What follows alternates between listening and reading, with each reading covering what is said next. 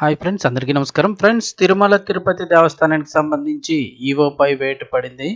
వార్తలైతే వస్తున్నాయి. కొత్త ఈవోగా మరొక ఆయన్ని అయితే నియమిస్తున్నట్లు సమాచారం. దానికి సంబంధించిన కంప్లీట్ డీటెయిల్స్ తెలుసుకుందాం. వీడియో పూర్తిగా చూడండి. అలాగే తప్పకుండా లైక్ చేయండి. మరిన్ని అప్డేట్స్ కోసం ఛానల్ని సబ్స్క్రైబ్ చేసుకోండి. అసలు ప్రస్తుతం ఉన్న ఈవోని ఎందుకు బదిలీ చేస్తున్నారు, అలాగే కొత్త ఈవోగా ఎందుకు ఎవరు నియమిస్తున్నారనే వివరాలు తెలుసుకుందాము.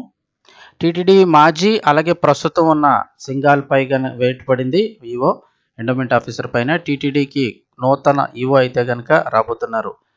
అసలు విషయం ఏంటని చూస్తే ఏపీ ప్రభుత్వం సంచలన నిర్ణయం తీసుకుంది. టీటీడీ ఈవో అనిల్ కుమార్ సింఘాల్పై బదిలీ వేటుకు రంగం సిద్ధమైంది. అనిల్ కుమార్ సింఘాల్ స్థానంలో సీనియర్ ఐఏఎస్ పేరును ప్రభుత్వం ఖరారు చేసింది. తిరుమల లడ్డూ ప్రసాదంలో కల్తీ నెయ్యి వ్యవహారం సంబంధించి విచారణ చేస్తున్న సిట్ తాజాగా ప్రభుత్వానికి నివేదిక ఇచ్చింది. అందులో గతంలో ఈవోగా పనిచేసిన సమయంలో అనిల్ కుమార్, అంటే ప్రస్తుతం కూడా ఆయనే ఉన్నారు, ఈ వీడియో చేసే సమయానికి అనిల్ కుమార్ సింఘాల్ పైన చర్యలు తీసుకోవాలంటూ సిఫార్సు చేసింది. దీంతో ఇప్పుడు సింఘాల్ని అయితే కనుక అనిల్ కుమార్ సింఘాల్ని బదిలీ చేయాలని ప్రభుత్వం నిర్ణయించింది.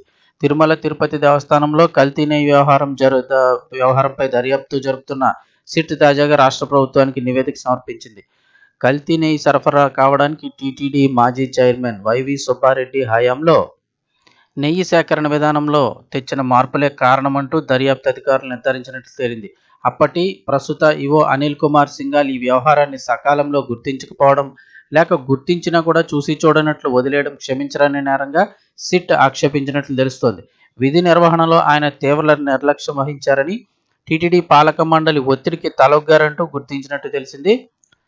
దీంతో Anil Kumar Singhal, Dharmareddy, chief accounts officer బాలాజీపై క్రమశిక్షణ చర్యలు తీసుకోవాలని ప్రభుత్వానికి సిట్ సిఫార్సు చేసింది. దీంతో ఇప్పుడు ప్రభుత్వం అనిల్ కుమార్ సింఘాల్ను బదిలీ చేయాలని నిర్ణయించింది. ఈ మేరకు ఈ రోజు లేదా రేపు ఉత్తర్వులు జారీ చేసే అవకాశం ఉన్నట్లు సమాచారం. ఇక కొత్త ఈవోగా, అంటే నూతన ఈవోగా అయితే కనుక సీనియర్ ఐఏఎస్ అధికారి రవిచంద్ర గారిని అయితే నియమించే అవకాశం ఉన్నట్లుగా తెలుస్తోంది.